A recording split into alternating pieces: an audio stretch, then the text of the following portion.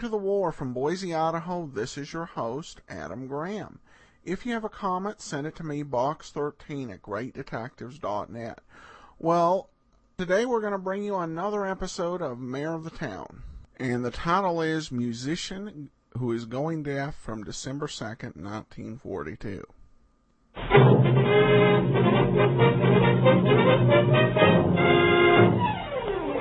Good evening, everyone. The makers of Rinso are proud to present The Mayor of the Town, starring Lionel Barrymore.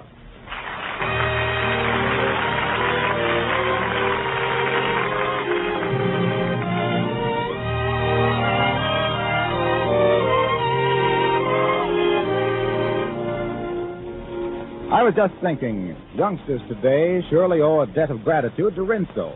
How come, you say? Well, the new anti-sneeze Rinso makes dishwashing so quick and easy. In fact, Rinso makes the job so quick that, mothers, you have it done in less time than it takes to get most kids started doing it. Yep, dishes are a pushover when you tackle them with Rinso. It's rich suds and grease scooting in a jiffy. Yes, ma'am, Rinso's tough on grease but kind to your hands. And it's so economical. Does your dishes for less than a cent a day. So, if you want to make a quick getaway from KP duty, be sure to get the new anti-sneeze Rinso. And better get the giant size. It contains more than 4 pounds of Rinso. And now, to Lionel Barrymore as the mayor of the town.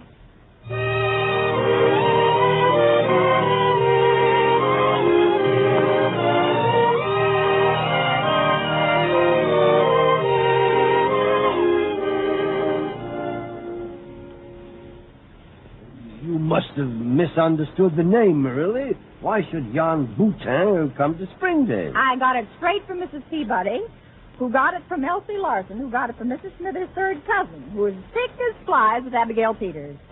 That man that's moved into the Archibald house is Jan Boutin. He's one of the greatest pianists in the world. What do you suppose he's doing here? Why shouldn't he be here? It's a nice place to be.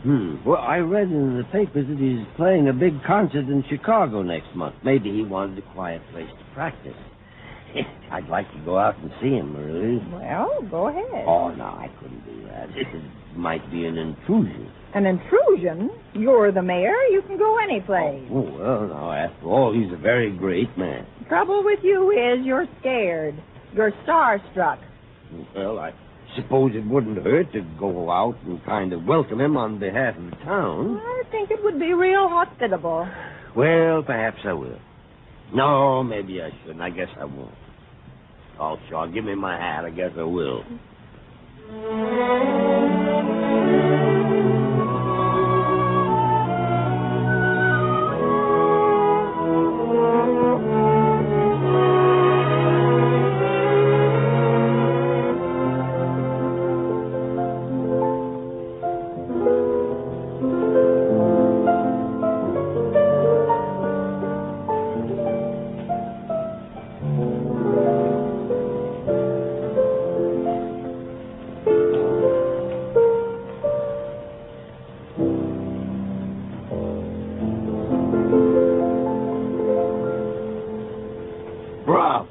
Bravo! I beg your pardon. Did someone speak? Oh, I hope you don't mind. The door was open, so I walked in. I rang the bell several times, but no one answered. I heard you playing, and I didn't want to disturb you. What is it you want? I'm the mayor of Springdale.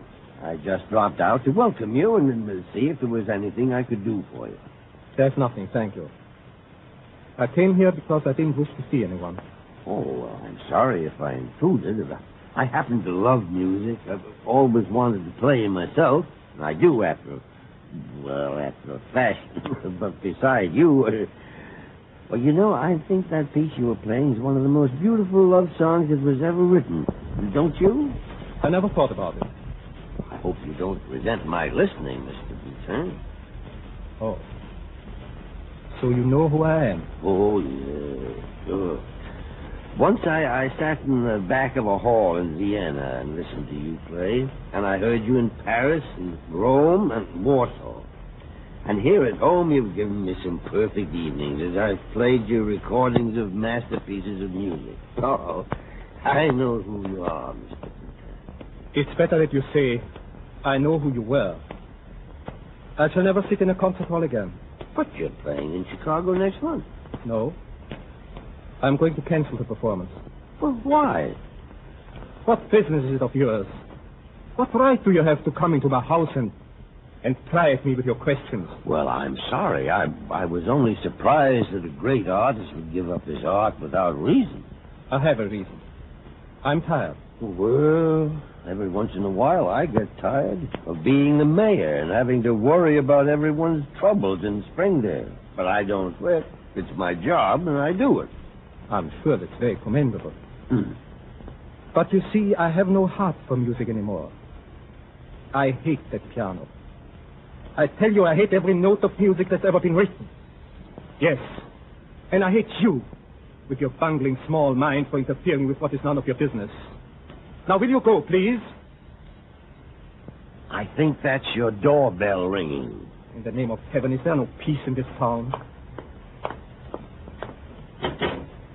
Claire, what are you doing here?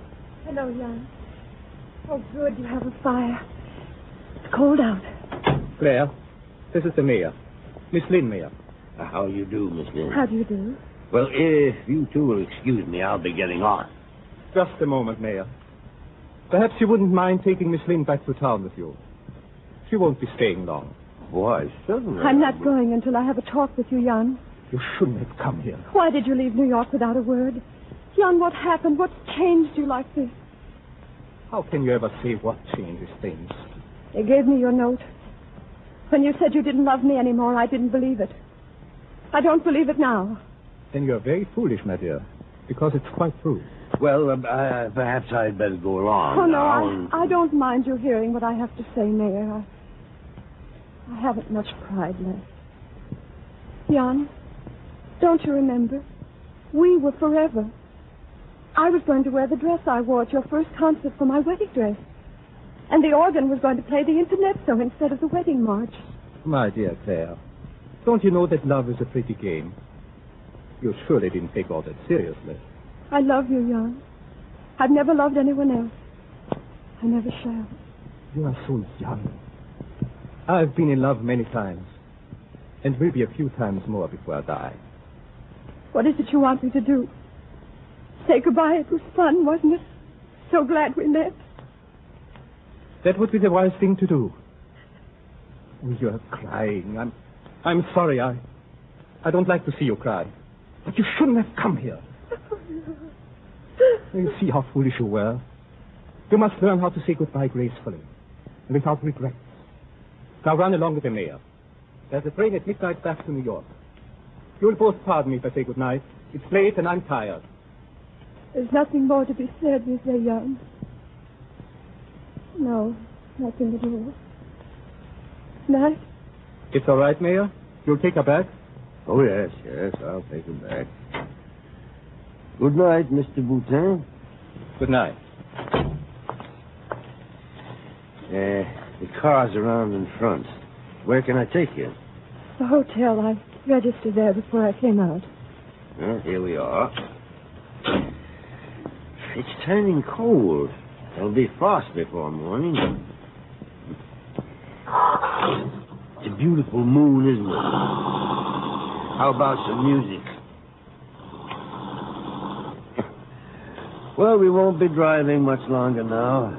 Guess I'll have to look round for a horse. Don't leave me floundering here in a monologue. I'm sorry. It is a beautiful moon. Do you mind changing the station? I hate that piece. Intermezzo? Why, it's a favorite of mine. Mr. Boutin was playing it when I arrived tonight.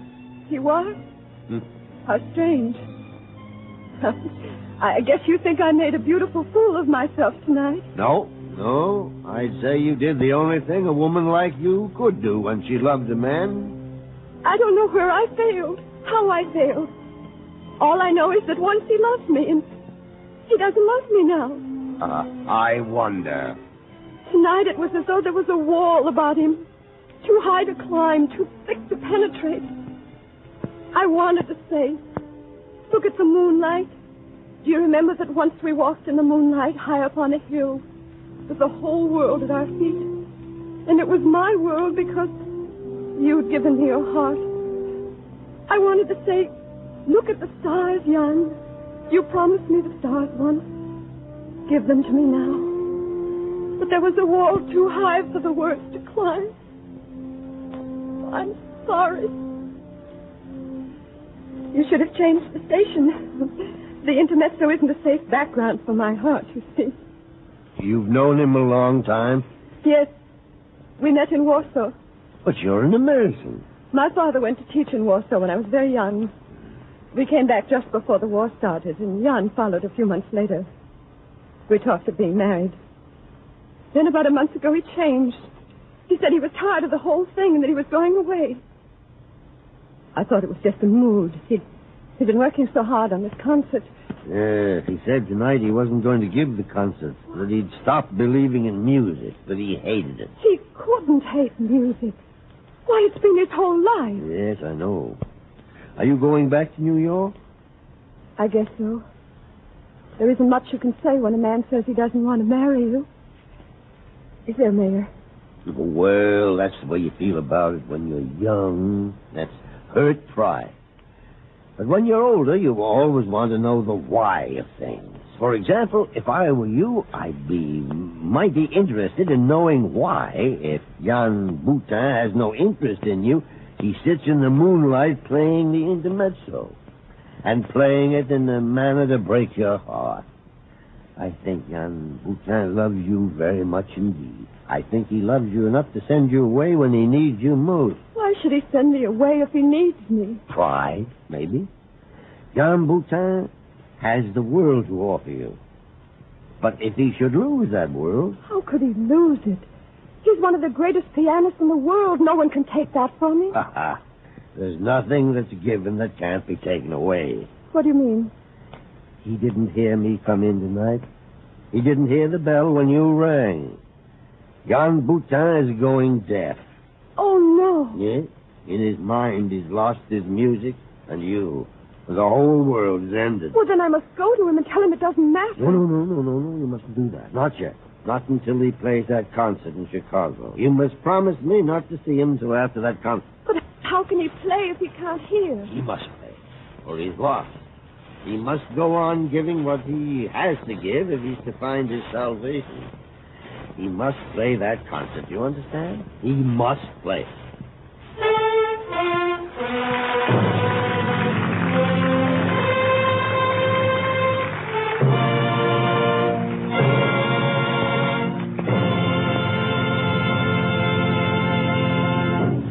Last week, Springdale, like every other town and city in the United States, celebrated Women at War Week. We put it over with a bang, too. And being a noticing kind of fellow, I noticed that the women who did the most, sold the most bonds and stamps, collected the most salvage, devoted the most time to the Red Cross, also managed their homes the best. So, being a checking up kind of fellow, I decided to check up on one of these lovely ladies. Here's one now, Mrs. Janet Flynn. After that introduction, Harlow, you probably want me to say something nice about Rinso. No, not unless you really mean it. Let's be entirely honest. You think I'm going to say that the reason I can do so many things is because I use Rinso to wash clothes with, don't you? No, Janet, honor bright. Not if you don't really use it. And you want me to explain that with Rinso, washing clothes is so easy and takes so little time, I have plenty of energy left for Uncle Sam. No, you don't have to say a word about it. Oh, but it's true. Whew. You had me a little scared there. Then you do know that with Rinso, clothes soak clean, often in as little as 10 minutes. A few quick finger rubs on extra soiled places, and they're ready to rinse. Well, of course I know it. I've used Rinso for years. I wouldn't be without it. That's great. I hope all you ladies try Rinso soon, too. And now back to our story, starring Lionel Barrymore as the mayor of the town.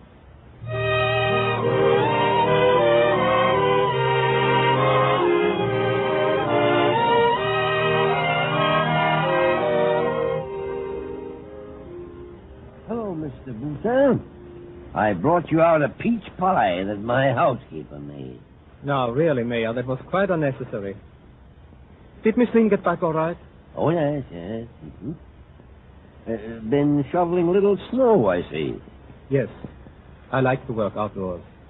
My father and mother were peasants. It tells, you see. Oh, I see you've moved the piano over by the window. Yes. I'm afraid I owe you an apology for the other night. Oh, forget it. Say, that's a beautiful instrument. You mind if I try it out? Help yourself.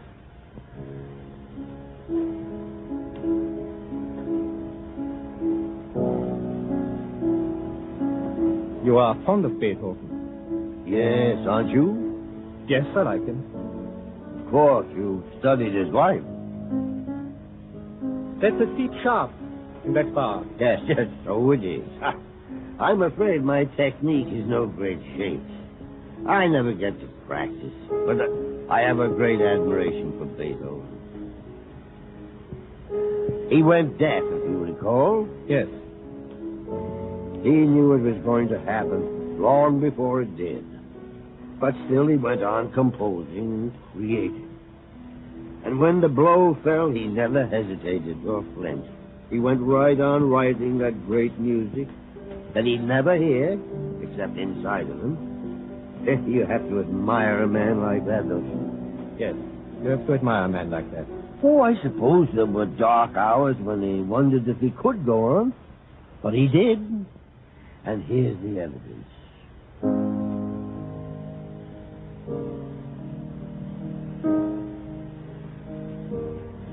Some of the greatest music in the world was written by a deaf man. Well, Jan Boutin? So you have found that out, too. Yes. Now you know why I'm refusing to play the concert. Why I sent the girl away. I knew it from the beginning. It's rather laughable, isn't it? I was so sure of myself, so proud. And now, I've been to doctors and specialists, the greatest in the world. There's nothing that can be done for me. Gradually, the curtain will fall, and silence will set in. Only if you let it.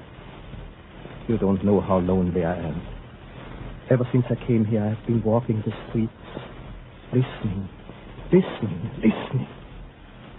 How beautiful is the sound of children's laughter, the noise of cars, voices, a woman calling over her friend. Suddenly I'm desperate for sounds. I want to crowd them all inside my head. I want to remember them all. And then I come home and I pound at my piano. I pound, to keep the notes clear and sharp, to pull them close to me. Oh, you can't look back at what you lost. You must be grateful for what you've had. I don't want consolation. I don't want pity. I can face facts. I've really only one great regret. And that is that I will never again hear the laughter of one woman. That I will never again hear that catch in her voice when she says my name. Never again hear her footsteps running after me. Never again. You didn't have to send her away. What have I to offer her now? You thought you saw the ending last night, but you didn't, Mayor. It really ended in Warsaw. One black night, when the planes came over and shattered the city, and my ears, as I listened. Yes. Our romance ended a lifetime ago in Warsaw. I should have known there was no real escape. The Poles were marked for slaughter. You can't feel that way. There are things to be won and taken back. That spirit won't do it. What right do you have to talk about spirit? Did you ever watch a city die? The noise is deafening. The bullets, the bombs, the screams of the dying. You think, if only I couldn't hear, it might not be so bad. You almost pray not to hear. And then a bomb screams down without a few feet of you, and all sound becomes muted. You wouldn't care if you died too. Except that for some place, on the other side of the world, there's a girl who's cool and like violets in the rain. And you have got to get back to her. You don't know then why the sound has diminished to an obligato. If you did, you would remain in the hot streets. You would die, too, with the city that you love. Claire loves you. She wants you. Go back to her. She's too young to know what's good for her. You say you should have died with Warsaw? Well, let me tell you something. Warsaw isn't dead. No, sir, not by a long sight she isn't. This generation will see that city free and beautiful as it ever was. Oh, there'll be scars, buildings gone, people that walked there that won't walk again. But the city will be there, lifting its head again to meet the future. I can talk of spirit because I've talked with the Polish exiles. I know the unconquerable determination that's theirs. You have to live up to that. In God's name, what do you want of me? Must I say it doesn't matter that my hearing is gone and my heart is cold? You were a musician, Mr. Booth, huh? You've just become a soldier. The sword's in front of you, and you must pick it up to meet a challenge. You're playing your concert in Chicago. You're mad. I can't. Your music is in your fingers and your heart. That you can't hear it yourself is regrettable, but it's not important. But my hands are uncertain. I hunt for notes. It's fear that makes you falter. You must tell yourself over and over, I can and I will. I will play that concert. The enemy can't do this to me. They shan't rob me of my birthright. You think I could get up before all those people and play as though nothing were wrong? Do you really think I could do that? You must show the people that the beauty in the human heart will go on, that it can't be destroyed. You'll prove that with the music that you can't hear. Mm-hmm. I know you can do it. If I could only be sure that they would not know. I couldn't bear to sit there waiting for me to falter. Waiting for me to fail. I couldn't bear it. They'll not know. They'll not know. You'll not betray yourself by a single gesture. You'll not let them know. I'm afraid. There's no use pretending I'm not. I'm afraid. Sure. It's just buck fever. Now, you'd better start practicing. Yes. Yes, I must practice. They must not know. They must not guess. They must not guess. They will not guess.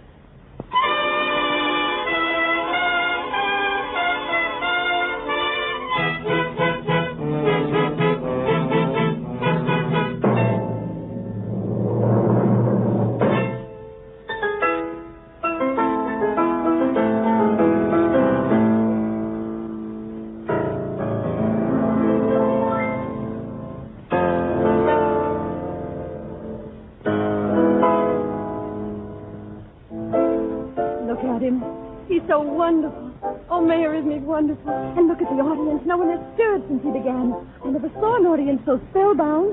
Hey, step behind the curtain. He can't see me. His back is this way. Oh, the audience will. Oh, here's the end.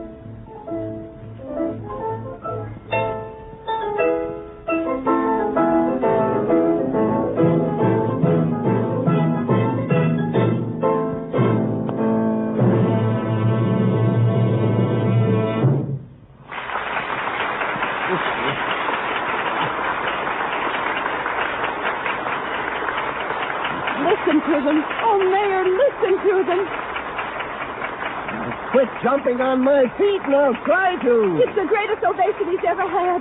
He's going to play an encore.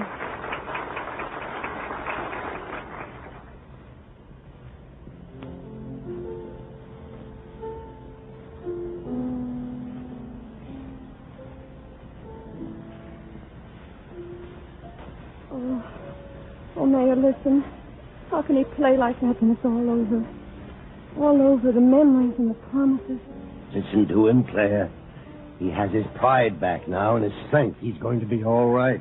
Yes, he's going to be all right. He's going to be all right. Mayor, I think I'd better go now. I can't Wait. Look at those people, Claire, sitting out there listening to music and never comprehending they're listening to a miracle. I wish they could know what this man has risen above. There's no defeat for hearts like his. There never will be. What's the matter? Why did he stop? Don't know. I don't know. He's crying. Oh, Mayor, he's crying. Maybe after all you've done, he doesn't feel it. friend. Perhaps we very ought to listen. My friend. I don't understand. He seems so sure. I've something to say to you. I've seen by your hands that you like my music. I say seen because I couldn't hear you very well. Most of the music I played tonight, I heard only in my soul. Since the bombing of Warsaw, I've been gradually going deaf.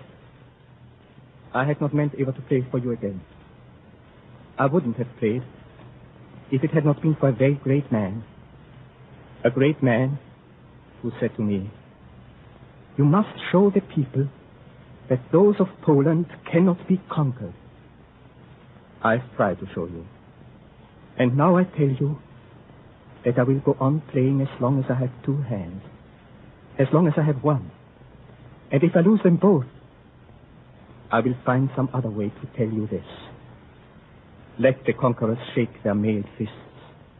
Eternity will soon forget them. Let the guns kill and maim and shatter. Only infamy will remember the trigger names. Right will triumph, as it always has. And now I play for you again. For you. And someone I feel must be here tonight. This has always been our music. And hearing it, she may know what's in my heart. And what I would say to her when the concert is done.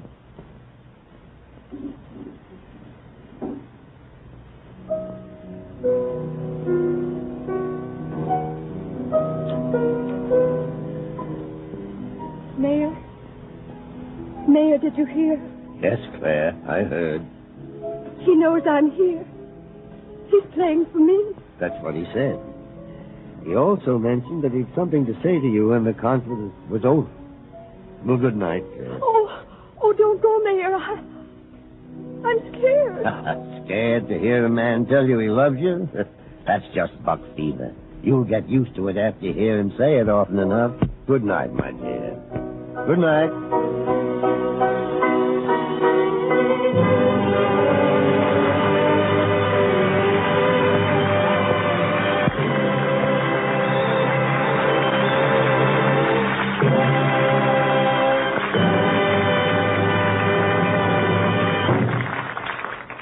Everybody loves the cheery whistle of a Bob White. And everybody loves the dazzling brightness of a wash that's Rinso white, happy little wash day song. Rinso white, birds sing it all day long. Your fine feathered friends have a message to send, so listen, you can't go wrong. Rinso white, happy little wash day song. Sure, it's a happy song. And Rinso White is something to sing about. That's because Rinso contains two special ingredients to prevent white clothes from turning gray or yellow. It's no wonder, is it, that Rinso is the only soap that's recommended by the makers of 33 leading washers. Not only because Rinso helps you to turn out such a dazzling white wash, but because that short 5-minute run with Rinso saves wear and tear on your washer as well as your clothes. Keep that in mind. And how's about trying Rinso your very next wash day? Mr. Barrymore appears through the courtesy of Metro-Goldwyn-Mayer. The part of Jan Boutin was played by Carl Esmond.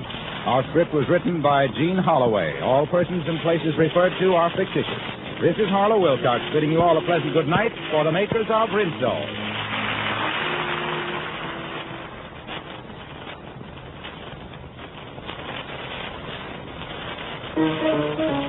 Hey, diddle, it breaks in the middle. It's a sudden quiz, and its name is One.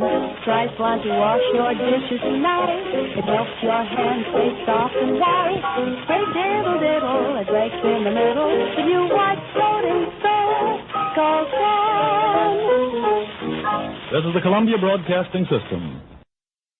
Welcome back. Well, a very powerful and moving episode, and I get you may have wondered through the first half how the war would come in, but they brought it in, I think, in a way that really did work quite well.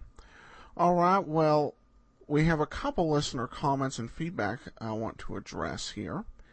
And first off, Debbie comments, from head to toe, stop B.O., quoting from episode 96, Occupied Paris. Love the commercial in this episode for Lifebuoy soap. And there were definitely some classic quotes there. I also received a question from a listener. And Bobby writes in, Adam, I've learned to value your commentary on each of the detective shows as well as the war, which is fascinating. However, one small bone to pick with the latter. Do you use a VU meter before posting them? Because each segment of each show has such varied volume levels that I have to listen with my finger on the volume as not to deafen myself or conversely lose something.